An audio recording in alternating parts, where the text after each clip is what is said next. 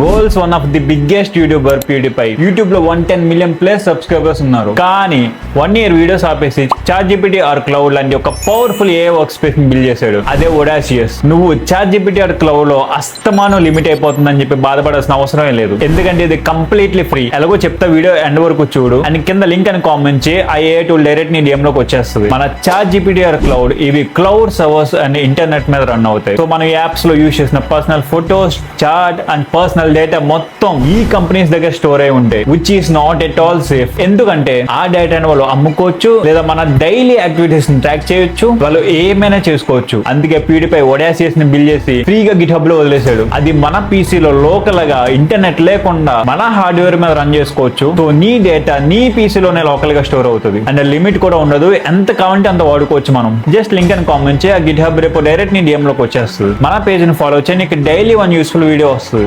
మిమ్మల్ని ఎట్లా సెటిల్ చేయాలని రాత్రి నిద్ర ఉంటలేదు మమ్మ నాకు.